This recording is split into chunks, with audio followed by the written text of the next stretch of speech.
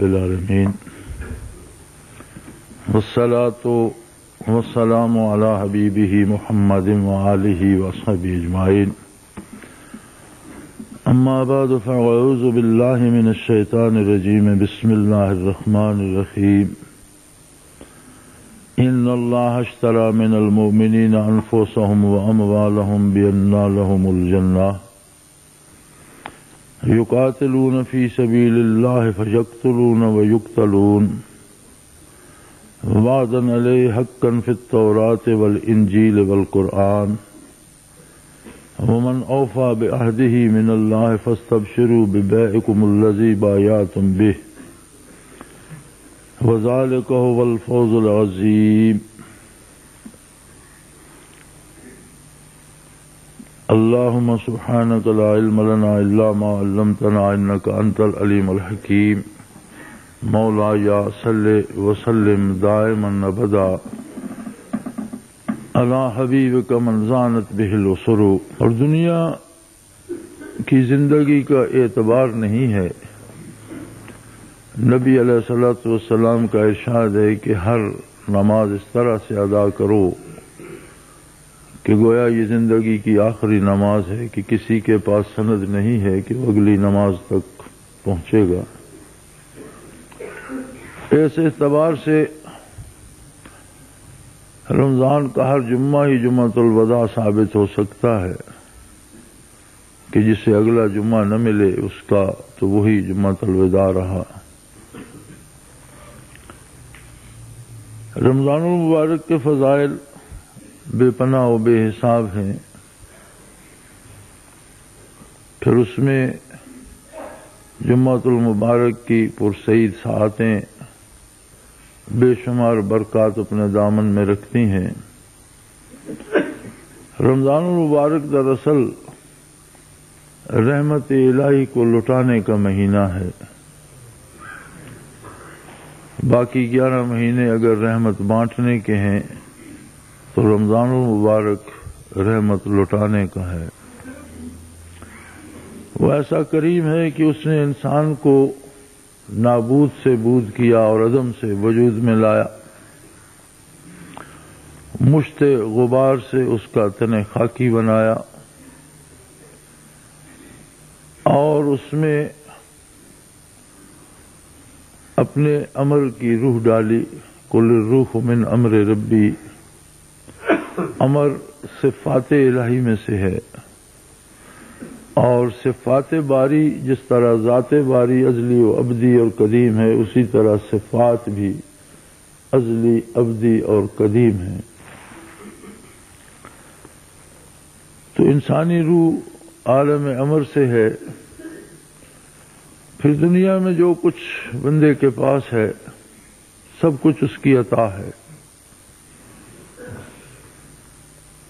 غنی اور فقیر سب اس کی نعمتوں سے بہرہ مند ہیں۔ ہم غنی کی دولت کو تو دیکھتے ہیں لیکن یہ نہیں دیکھتے کہ میں نے اکثر دیکھا ہے کہ دولت مند کھانے پینے تک سے مجبور و معذور ہوتے ہیں۔ مختلف امراض کے باعث مختلف چیزیں نہیں کھا سکتے، جبکہ ایک عام مزدور روکھی سوکھی کھا کر صحت مند رہتا ہے۔ تو ہمارے پیمانے ہمارے محدود علم اور محدود حوصلے کے مطابق ہیں۔ اگر ہم دیکھیں تو دولت مندی کی نسبت غربت اس کی ایک ایسی نعمت ہے جو بہت سے ایسے گناہوں سے بچا لیتی ہے جو دولت کے علاوہ نہیں ہو سکتے۔ لہذا ہر بندہ ہر حال میں اس کا ممنون احسان ہے، اور جس کے پاس جو کچھ ہے وہ سب اسی کا دیا ہوا ہے۔ طاقت گویائی ہے یا چشم بینا ہے، سوچنے اور سمجھنے کی صلاحیت ہے یا چلنے پھرنے کی قوت ہے، اولاد ہے، مال و دولت ہے، گھر بار ہے، اور یہ سب کچھ وہ ہے جو اس نے بن مانگے عطا کیا ہے۔ یعنی یہ بے حساب نعمتیں وہ ہیں جنہیں مانگنے کا شعور انسان میں ابھی نہیں تھا تو اسے یہ نصیب تھی۔ ماں کی گود نصیب تھی، باپ کی شفقت نصیب تھی، زندگی کے اسباب نصیب تھے، حالانکہ وہ انہیں سمجھنے سے قاصر تھا، اور جب بے پناہ نعمتیں بخشیں اور مفت بخشیں اور مانگے بغیر عطا کیں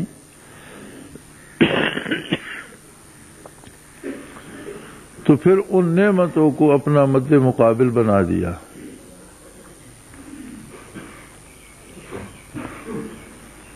رخ روشن کے آگے شمع رکھ کر وہ یہ کہتے ہیں، رخ روشن کے آگے شمع رکھ کر وہ یہ کہتے ہیں، ادھر جاتا ہے دیکھیں یا ادھر آتا ہے پروانہ۔ تو ان چیزوں کو ایک ایسی شمع بنا دیا جو ظاہری نگاہ سے نظر آتی ہیں، ایک ایسی دولت بنا دی جسے ہمارا بدن محسوس کرتا ہے، ہمارا ذہن سوچتا ہے، ہماری آنکھ دیکھتی ہے، لیکن اپنی ذات کو، چونکہ اس کی ذات ہے ہی وراء الورا، انسانی ذہن مخلوق ہے، انسانی علم مخلوق ہے، انسانی سوچ مخلوق ہے، اور وہ خالق ہے۔ مخلوق کی حد ہوتی ہے اور خالق حدود سے بالا تر ہے۔ اب لامحدود جو ہے وہ محدود میں کیسے سما سکتا ہے؟ یہ ایک عجیب فلسفی ہے کہ ہماری عقل و شعور، ہمارا فہم رسا اسے سوچ نہیں سکتا، ہم چھو نہیں سکتے، ہم اس کی کوئی مثال نہیں بنا سکتے۔ تو پھر مقابلہ کیسے ہوگا جب ہمارے بس میں ہی یہی اسباب دنیا ہے، جب ہماری نگاہوں میں یہی مال و زر ہے، جب ہمارے حواس خمسہ میں اسی کی لذت اور اسی کا جمال ہے، تو مقابلہ کیسے ہوگا؟ وہ کریم ہے، اس نے دوسری طرف ادھر اگر سورج کو طلوع فرمایا، ادھر شمس نبوت کو طلوع فرما دیا۔ ایک سورج طلوع ہوتا ہے تو نظام کائنات میں اس کو مرکزی حیثیت حاصل ہے۔ بادل اس کی وجہ سے بنتے ہیں، گرمی اور حرارت وہ بہم پہنچاتا ہے، کھیتیاں اور بیج اس کی حرارت سے اگتے ہیں، جانوروں کے جسم اس کی گرمی سے نشو و نما پاتے ہیں، نباتات، جمادات، حیوانات، ہر چیز اس کی تمازت سے متاثر ہوتی ہے۔ چاند ستارے اسی سے روشنی حاصل کرتے ہیں، یعنی کائنات کو چلانے کی جو مرکزی حیثیت ہے وہ سورج کی ہے۔ اور اگر اس شمس ظاہری نے اتنا حسن بانٹا ہے کہ زمین میں جو تبدیلیاں پیدا ہوتی ہیں تو مختلف ذرات، جنہیں آج کی سائنس کی زبان میں ایٹم کہا جاتا ہے، مختلف ذرات یا مختلف ایٹم جب ایک نسبت سے اکٹھے ہوتے ہیں تو وہ سونا بن جاتا ہے، کسی دوسری نسبت سے اکٹھے ہوتے ہیں تو چاندی بن جاتی ہے، کسی تیسری نسبت سے اکٹھے ہوتے ہیں تو تانبا بن جاتا ہے، کسی اور نسبت سے اکٹھے ہوتے ہیں تو ہیرا بن جاتا ہے، کسی اور نسبت سے اکٹھے ہوتا وہی ایٹم ہی ہے۔ جس چیز کو آپ توڑیں اسے توڑتے چلے جائیں، آخر میں ایٹم ہی رہ جائے گا، ہے وہی ذرات خاکی۔ اسی طرح سے کسی اور طرح سے جمع ہوتے ہیں تو نباتات بن جاتی ہے، جمادات بن جاتی ہے، وجود حیوانی بن جاتے ہیں، درندے پرندے بن جاتے ہیں۔ اسی طرح سے انسانی ایٹم بھی جمع ہوتے ہیں، اور ان سب کو ازل سے مقدر کر دیا، یہ اتفاقاً نہیں ہوتے۔ نہ کوئی درخت اتفاقاً اگتا ہے، نہ کوئی جانور اتفاقاً بنتا ہے، نہ انسانی وجود اتفاقاً بنتا ہے، بلکہ ہر ایٹم کو وہیں پہنچنا ہے جہاں اسے خالق نے پہنچانا ہے. ہر ذرہ آب و خاک و باد و خاک و آب و آتش بندان، باد و خاک و آب و آتش بندان، با منو تو مردہ با حق زندان. پانی، آگ، مٹی، ہر چیز اس کا حکم بجا لاتی ہے. میرے اور آپ کے لیے مردہ ہوں، اس کے لیے وہ زندہ ہیں، اس کی بات بھی سنتے ہیں، اس کا حکم بھی مانتے ہیں، جواب بھی دیتے ہیں. تو ہر ایٹم کو یہ پتا ہے کہ اسے کہاں پہنچنا، اور اگر اسے نہیں پتا تو اس نظام کو پتا ہے کہ اس ایٹم کو کہاں لے کے جانا ہے. لہذا جس ذرے کو میرے وجود کا حصہ بننا ہے وہ ہزاروں صورتیں اختیار کرے گا. شاید وہ دھان کی فصل میں چاول بن کر اگے، شاید وہ کسی پھلدار درخت پر پھل بن کر لگے، شاید وہ کسی جانور کا چارہ بنے اور اس کا دودھ بن کر مجھ تک پہنچے، شاید وہ اس کے گوشت کی شکل میں پہنچے. جتنی صورتوں سے گزرے گا بالآخر اسی وجود پر جا کر اٹکے گا جہاں اسے پہنچنا ہے. وہی ایٹم سبزے کی صورت اختیار کر لیں گے، سبزہ جانور چل جائے گا، جانور دودھ دے گا، دودھ سے گھی بنے گا. چلتے پھرتے وہ ایٹم جس وجود کے اس وجود تک پہنچیں گے. اور یہ ایسا پکا اہتمام ہے کہ کسی دوسرے وجود کا ایک ایٹم کسی دوسرے وجود کے پاس نہیں جاتا. اتنی بے شمار عطا کے بعد اور اتنی نعمتوں کے بعد پھر کہتا ہے کہ یہ بات مان لو کہ یہ مال و دولت، یہ اسباب دنیا، یہ میرا ہے، تمہارا نہیں ہے. یہ مجھے لوٹا دو. اگر تم یہ مجھے لوٹا دو گے تو میں تمہیں تمہارے گھر پہنچا دوں. انسان کا گھر کیا ہے؟ اللہ کی جنت.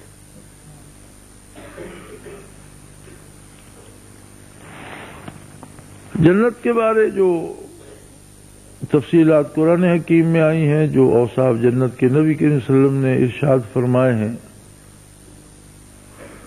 حق یہ ہے کہ جنت کو سمجھنے کے لیے جو خوش نصیب جنت میں جائیں گے وہی سمجھ پائیں گے.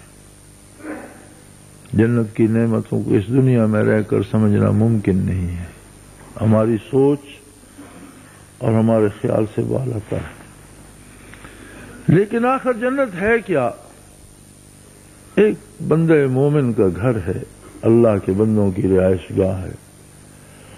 اور بے پناہ نعمتوں کے بعد جو سب سے بڑی نعمت ہے وہ یہ ہے کہ ہر جنتی کو اللہ کا دیدار براہ راست نصیب ہوا کرے. جنت میں بے حساب نعمتیں ہیں، بے شمار نعمتیں ہیں جنہیں ہم سوچ نہیں سکتے، ہم گن نہیں سکتے.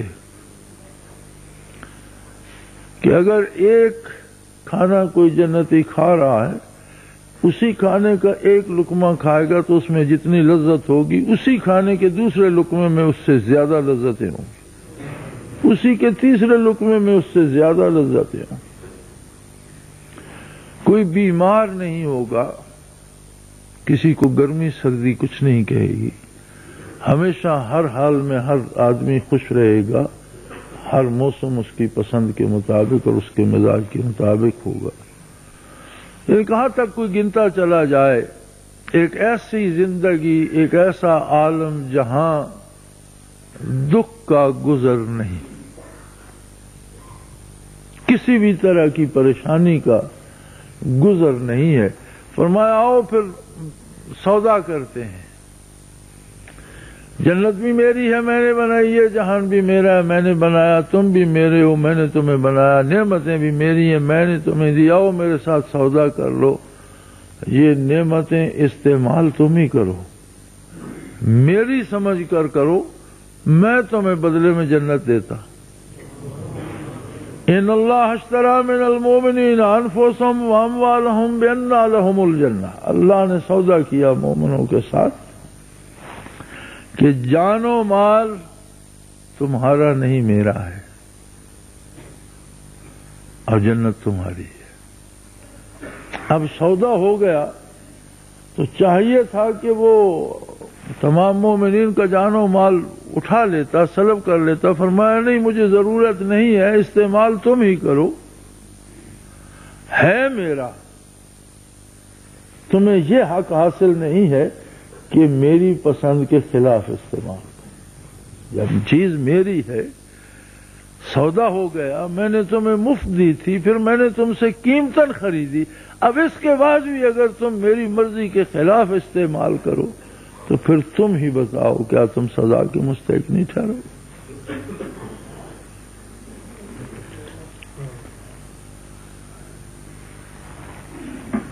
وہ بے نیاز ہے، وہ فرماتا ہے کہ جو اگر تم سودے سے مکر بھی جاؤ تو کیا بگڑے گا؟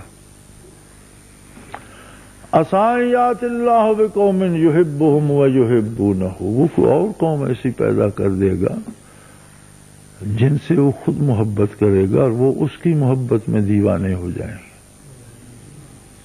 یجاہدون فی سبیلہ، ان کا جینا مرنا اللہ کی راہ میں جہاد ہوگا، اٹھتے بیٹھتے سوتے جاگتے برائی کے خلاف بھلائی کے لیے کوشاں رہیں گے۔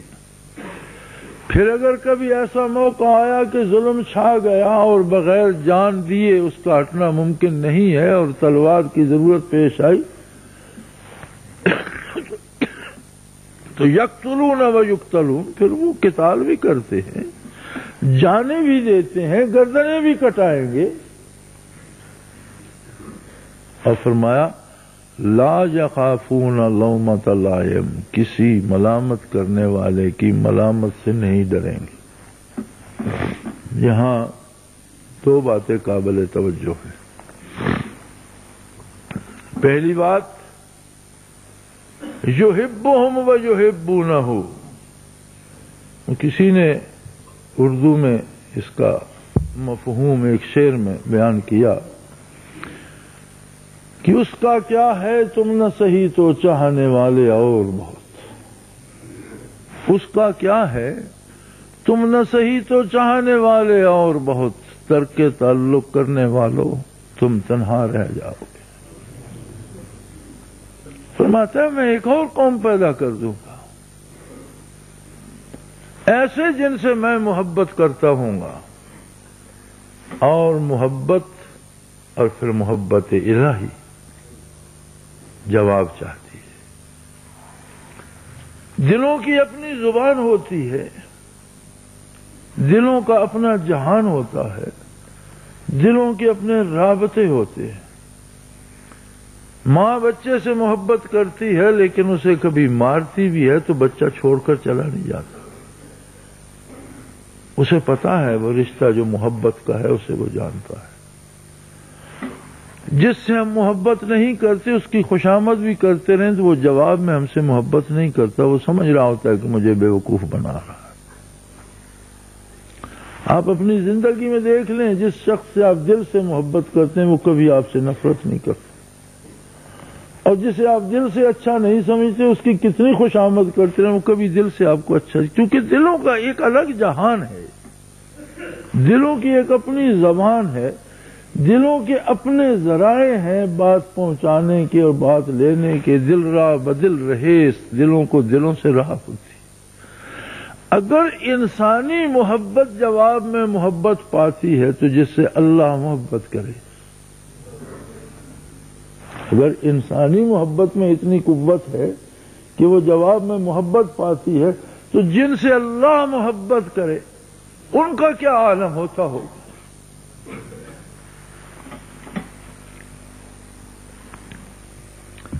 اب سوال یہ پیدا ہوتا ہے کہ اللہ محبت کس سے کرے، کیوں کرے، کیسے ہم محبت الہی کو پا لیں گے،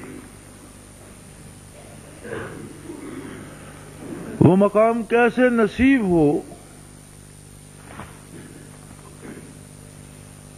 نبی کریم صلی اللہ علیہ وسلم نے اس کا جواب دیا، قرآن نے اس کا جواب دیا، خود اللہ نے اس کا جواب دیا۔ سوال تو بہت اہم ہے کہ بھئی اللہ ان سے محبت، ایسی قوم پیدا کر دے گا جن سے اللہ محبت کرتا ہوگا، اور اس میں وہ جواب میں اللہ کی محبت میں دیوانے ہو جائیں گے، سب کچھ وار دیں گے، اس کی فرمان برداری کریں گے، زندگی اس کی راہ میں مجاہدانہ گزاریں گے، جان دینی پڑی تو جان دیں گے، مال دینا پڑا تو مال دیں گے، گھر قربان کرنا پڑا تو کر دیں گے، لیکن پیچھے نہیں ہٹیں گے، اس لیے کہ ان کے پاس ایک طاقت ہوگی محبت الہی کی، جو اللہ کو ان سے محبت ہے۔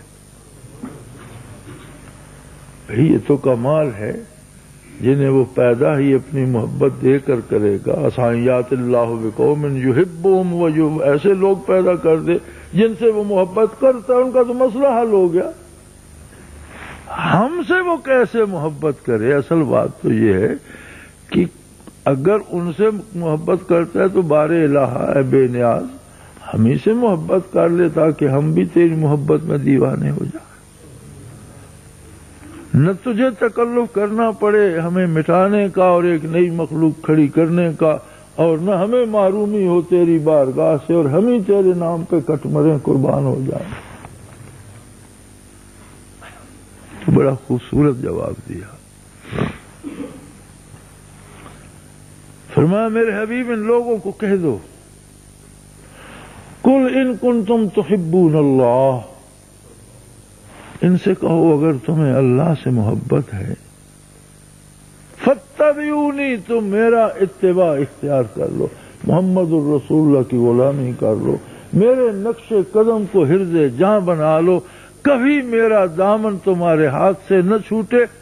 اس کا نتیجہ یہ ہوگا یحببکم اللہ، پھر اللہ تم سے محبت کرنا شروع کر دے۔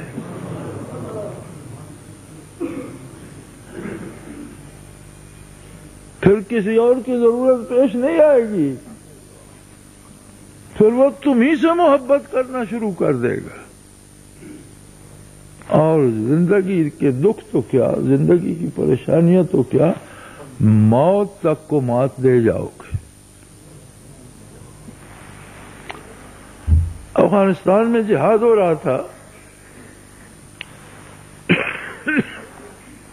ایک رسالہ مجاہدین کے واقعات نقل کیا کرتا تھا، اور اس کے سارے واقعات چشمدید روایات پہ ہوتے تھے، ان لوگوں کی زبانی روایت کرتا تھا جو موقع پر موجود تھے۔ تو ایک واقعہ، بے شمار واقعات میں نے پڑھے، چونکہ میرے پاس بھی وہ آتا تھا رسالہ اور میں پڑھتا رہتا تھا۔ ایک چھوٹا سا واقعہ کہ ایک نوجوان طالب علم مدرسے میں تھا، باپ کو گمان تھا کہ اب یہ عالم بن جائے گا اور زندگی کے لیے کچھ آسائشیں مہیا ہو جائیں گی۔ اس نے جہاد کی اجازت چاہی، باپ نے اجازت نہ دی، وہ چلا گیا، بغیر اجازت چلا گیا۔ اللہ کو یہی منظور تھا، کچھ دن جہاد میں جتنا عرصہ اللہ کو منظور تھا رہا، آخر ایک دن شہید ہو گیا۔ تو جو قریبی علاقوں کے لوگ تھے، ان کے شہداء کو وہ لوگ کوشش کرتے تھے مجاہدین کہ ان کے گھروں تک پہنچا دیا جائے۔ تو تیسرے یا چوتھے دن وہ شہید ہو کر واپس گھر پہنچا۔ اب باپ بھی افغان تھا، وہ بھی تکڑے مزاج کا آدمی تھا، سارے لوگ زیارت کر رہے تھے تو وہ بھی جا کر کھڑا ہوا اور اس نے کہا دیکھو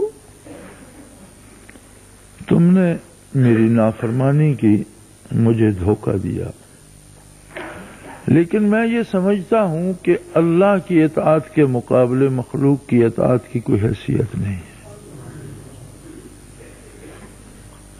لا طاعت لمخلوق فی معصیت اللہ، اللہ کا حکم چھوڑ کر کسی بندے کا حکم ماننا یہ کسی طرح جائز نہیں ہے۔ اگر میرا حکم غلط تھا اور تمہارا فیصلہ صحیح تھا اور یہ واقعی جہاد تھا اور تم واقعی شہید ہوئے ہو تو پھر تو میرا فیصلہ غلط تھا، تمہیں جانا چاہیے تھا، میں تو اس کو جہاد سمجھ نہیں رہا تھا۔ لیکن اگر یہ صحیح تھا تو شہید تو زندہ ہوتے ہیں. پھر ایک دفعہ میرے ساتھ ہاتھ ملاؤ. اور وہ لکھتا ہے کہ اس شہید نے ہاتھ کھڑا کر دیا.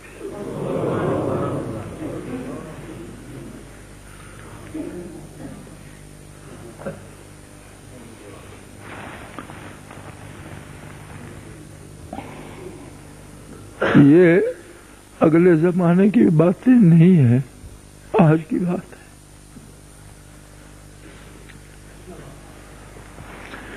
کہ وہ خوش نصیب جو محبت الہی کو پا لیتے ہیں وہ آج بھی ہیں، آئندہ بھی رہیں گے. جب تک یہ سورج چمکتا رہے گا یہ حسن کا جمال اور یہ عشق کی گرمی تب تک رواں دواں رہیں گے. جب تک کائنات کی نبضیں رک نہیں جاتی دلوں کے جہانوں کو کوئی اجاڑ نہیں سکتا، یہ آباد رہیں گے. یہ الگ بات کہ کون بد نصیب چھوڑ دیتا ہے اور کون خوش نصیب اس سے فیضیاب ہوتا ہے. تو اصل بات محبت الہی ہے اور بندے کے بس میں نہیں ہے کہ وہ اللہ سے محبت کرے. ہاں وہ سوچ سکتا ہے، وہ فیصلہ کر سکتا ہے کہ مجھے اللہ کی محبت چاہیے. وہ یہ طے کر سکتا ہے کہ اس کے سامنے ایک جہان ہے، آسائشیں ہیں، دولتیں ہیں، اقتدار و اختیار ہے. پھر اسے چننا پڑتا ہے کہ اس میں سے کیا منتخب کروں. اگر وہ عشق الہی پہ ہاتھ رکھتا ہے اور یہ طے کر لیتا ہے کہ مجھے اللہ کی محبت چاہیے تو کام تو محمد الرسول اللہ نے آسان فرما دیا صلی اللہ علیہ وسلم. اور خود اللہ نے اپنے نبی کو حکم دیا میرے حبیب ان سے فرما دیجئے اگر تم نے یہ طے کر لیا ہے کہ مجھ سے محبت کرو گے فاتبعونی، میرا اتباع میری غلامی میں آ جاؤ، زندگی کو میری سنت کے سانچے میں ڈھال دو، میرے نقش قدم کو حرز جاں بنا لو. یحببکم اللہ، پھر اللہ تم سے عشق کرے گا اور جب اللہ تم سے محبت کرے گا یغفر لکم ذنوبکم، انسان ہوتے ہوئے تم گناہ کرو گے وہ بخشتا چلا جائے گا. تم سے خطائیں ہوں گی وہ تمہیں معافیاں دے گا. دیکھیں انسان فرشتہ نہیں بن سکتا اور نہ قدرت کو اسے فرشتہ بنانا منظور تھا، اس لیے انسان پیدا کیا، ورنہ وہ فرشتہ ہی پیدا کر دیتا اگر اسے منظور ہوتا تو. انسان فرشتہ نہیں بن سکتا، اس کا مزاج انسانی رہتا ہے، اس کی طبیعت کے تقاضے انسانی رہتے ہیں. اور یہ ضروری نہیں کہ کوئی بہت بڑا گناہ کیا جائے، کوئی بھی نافرمانی اس حساب سے بڑی نہیں ہوتی کہ اس کا حجم کتنا ہے. نافرمانی بڑی ہوتی ہے اس ذات کے حساب سے کہ کس کی نافرمانی کی گئی. ایک حکم ہم پٹواری کا نہیں مانتے، اس کی حیثیت اور ہے. وہی بات تحصیلدار کہتا ہے ہم نہیں مانتے، حیثیت بدل جاتی ہے، بات ایک ہے. وہی بات سیشن جج کہتا ہے اور ہم نہیں مانتے، حیثیت بدل جاتی ہے. یعنی ذات کے ساتھ نافرمانی کی نسبت ہوتی ہے کہ کس کی نافرمانی کی گئی وہ اس حساب سے بڑی ہو جاتی ہے. تو اللہ کی بارگاہ میں کوئی لغزش چھوٹی نہیں ہے، ہر لغزش بڑا گناہ ہے.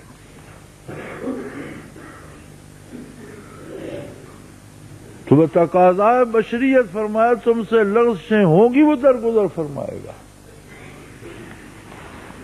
صحابہ کرام نے عرض کیا یا رسول اللہ صلی اللہ علیہ وسلم آپ کی بارگاہ میں ہوتے ہیں تو دل کی کیفیت اور ہوتی ہے. گھر جاتے ہیں، کاروبار میں بچوں کے ساتھ مصروف ہوتے ہیں تو وہ کیفیت نہیں رہتی، بشری تقاضے ابھر آتے ہیں.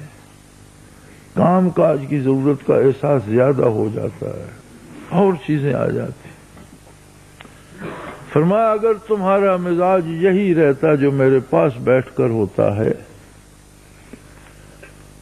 تو اللہ تمہیں اٹھا لیتا اور تمہاری جگہ اور مخلوق پیدا کر دیتا جو پھر غلطیاں کرتی اور پھر اس سے بخشش کی اور مغفرت کی طالب ہوتی۔ وہ پھر کوئی ایسی مخلوق پیدا کر دیتا جس سے پھر لغزشیں ہوتی اور پھر وہ روتی اس کے دروازے پہ آتی اور پھر وہ ان کے آنسو پوچھتا۔ یہی بات یہاں ارشاد فرمائی گئی، ان کنتم تحبون اللہ فاتبعونی، فیصلہ تمہارا ہے، طے تمہیں کرنا ہے کہ تمہیں اللہ کی محبت چاہیے۔ اگر تم نے طے کر لیا کہ مجھے اللہ کی محبت چاہیے تو فرمایا پھر میری غلامی اختیار کر لو، جو میں کہوں وہ کرو، جہاں سے رک جاؤ۔ ما آتاکم الرسول فخذوہ وما نہاکم عنہ فانتہوا، جو میرا نبی کہہ دے وہ کرو، جہاں سے روک جائے روک، جو عطا کر دے سینے سے لگا لو، جس چیز سے منع کر دے اسے چھوڑ۔ یار ہم عجیب لوگ نہیں ہیں، 4 روزہ زندگی میں طبیب اور ڈاکٹر ہمیں کتنی کڑی پرہیزیں بتاتے ہیں اور ہم کتنی باقاعدگی سے کرتے ہیں۔ تمہیں سبزی نہیں کھانی، تمہیں گوشت نہیں کھانا، تمہیں دال نہیں کھانی، وہ دال نہیں کھا رہا، وہ سبزی نہیں کھا رہا، وہ گوشت نہیں کھا رہا، کیوں؟ تمہیں شربت نہیں پینا، تمہیں میٹھا نہیں کھانا، تمہیں چینی نہیں کھانا۔ اب کمال ہے، بندہ چینی کھانا چھوڑ دے یا میٹھا کھانا چھوڑ دے، ساری زندگی پھیکی ہوگی، ساری غذائیں پھیکی ہوگی، ہم چھوڑ دیتے ہیں۔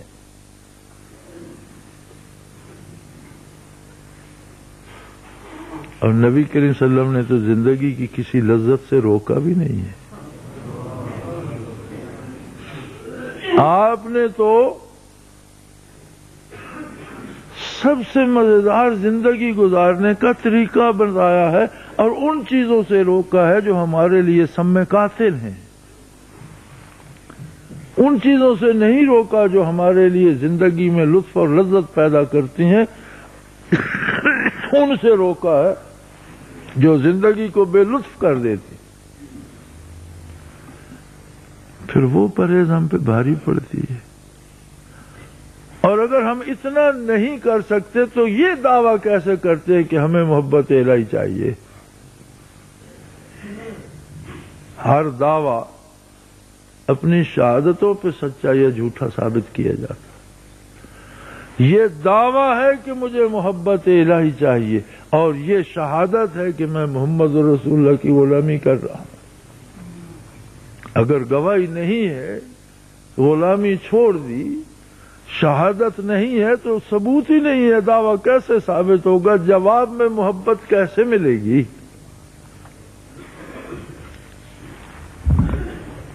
اور جب اس کی محبت جواب میں نصیب ہو جاتی ہے، دنیا و آخرت کے سارے مسئلے حل ہو جاتے ہیں۔ ایک عجیب سرشاری، ایک عجیب کیف ہوتا ہے۔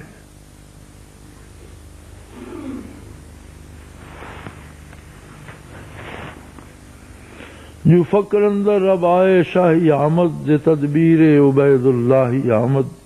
حضرت عبید اللہ آرا رحمت اللہ تعالی علیہ نسبت اویسیہ کے عظیم مشائخ میں سے ہیں۔ آپ بہت بڑے ذمہ دار تھے اور بہت بڑا کام تھا آپ کا، اور اس زمانے میں جب ٹریکٹر اور مشینیں نہیں تھیں تو 100 جوڑا بیلوں کا آپ کی زمینوں پہ ہل چلایا کرتا تھا، گویا صرف ہل پر 100 خاندان اور پلتا تھا، اور 100 جوڑے کے ہل چلانے کا مطلب وسیع جاگیر ہے۔ اب اس کے اور انتظامات، اجناس کی خرید و فروخت، اجناس کے ذخائر، ان کے منشی، ان کے محاسب، تو ایک وسیع کاروباری سلسلہ تھا۔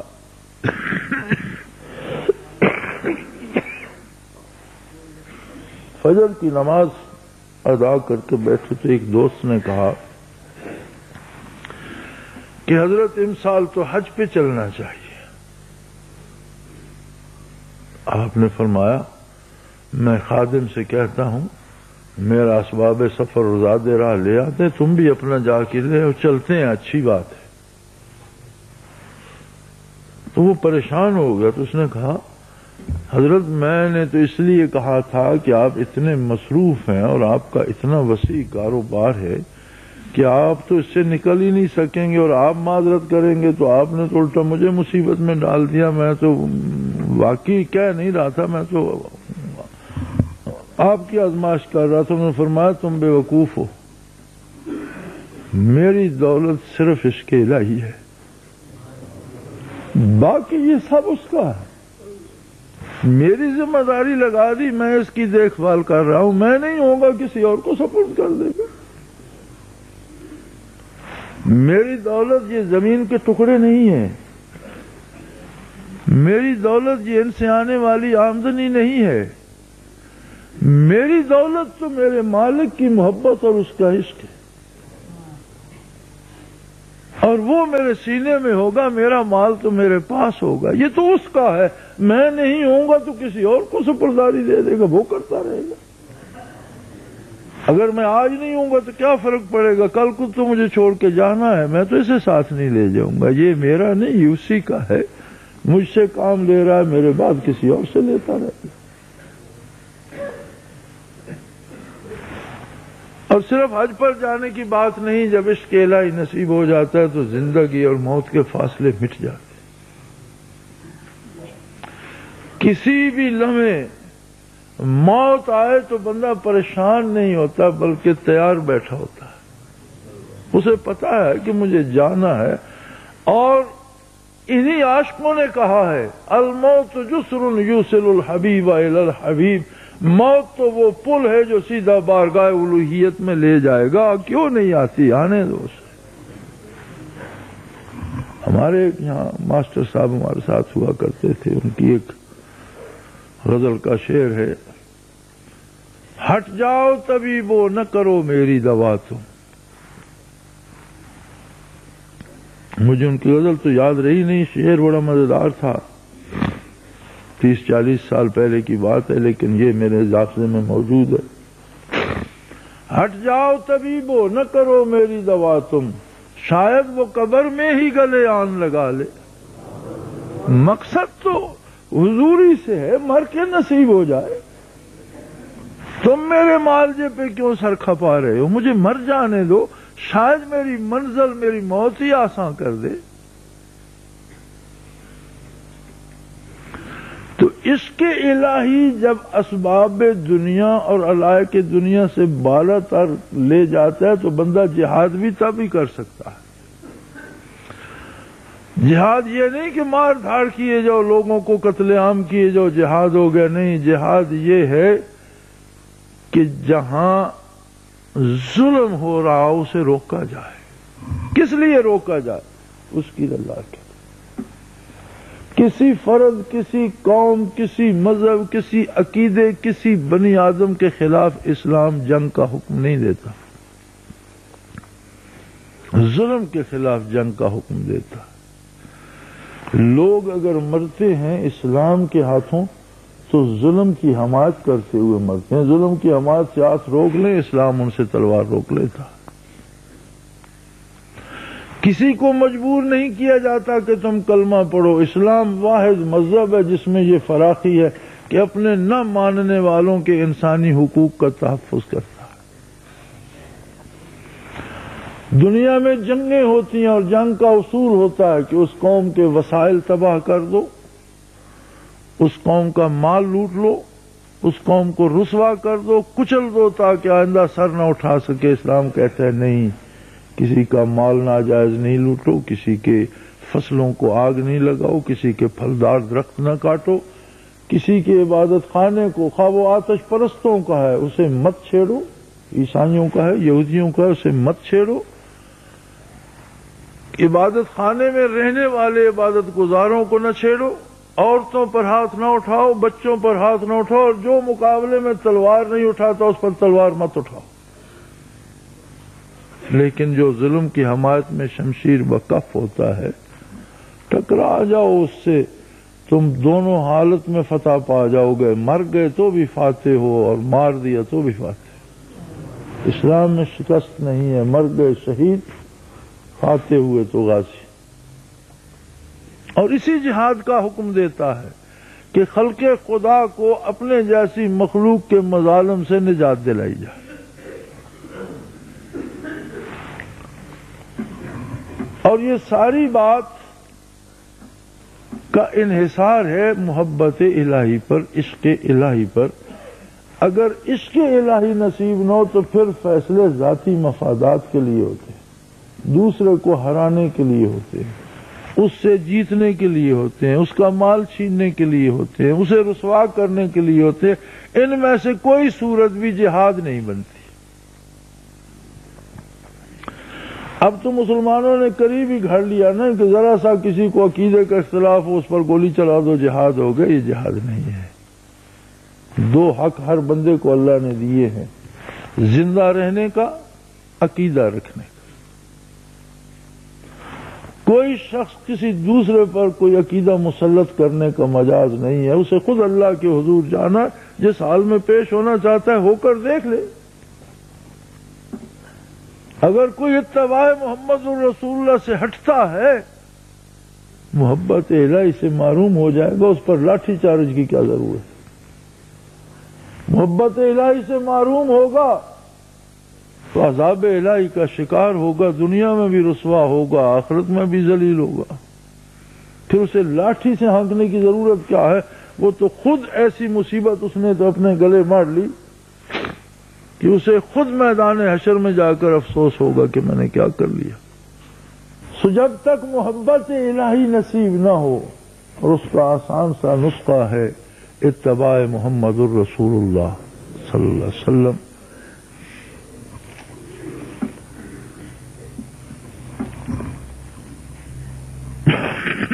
وہی بات یہاں ارشاد فرمائی کہ جب عشق الہی نصیب ہوتا ہے، یقاتلون فی سبیل اللہ فیقتلون ویقتلون، اللہ کی راہ میں جانیں قربان کرتے ہیں، جانیں لیتے بھی ہیں، جانیں دیتے بھی ہیں۔ وعدن علیہ حقا، اللہ کا یہ وعدہ ہے اور یہ حق ہے اللہ پر کہ انہیں عطا کرے۔ اور فرمایا یہ بات صرف تم سے نہیں، فی التوراۃ والانجیل والقرآن، تورات میں بھی یہ بات دہرائی گئی، انجیل میں بھی، اور اب قرآن میں بھی دہرا رہا ہوں کہ جسے چاہیے میرے ساتھ محبت کا سودا کر لے۔ ومن اوفی بعہدہ من اللہ، اور جس نے اللہ سے یہ وعدہ نبھایا، فاستبشروا ببیعکم الذی بایعتم بہ، تمہیں مبارک ہو اس سودے کی جو تم کر چکے ہو، بہت فائدے میں رہے۔ وذالک ھو الفوز العظیم، اور یہی عظیم ترین کامیابی ہے عالم ہست و بود میں، عالم آخرت میں، دونوں جہانوں میں۔ سب سے بڑی کامیابی یہ ہے کہ اللہ کی محبت نصیب ہو جائے، بندہ اپنے سودے پہ ڈٹ جائے اور عشق الہی میں زندگی کے لمحات نچھاور کر جائے۔ وآخر دعوانا ان الحمدللہ رب العالمین۔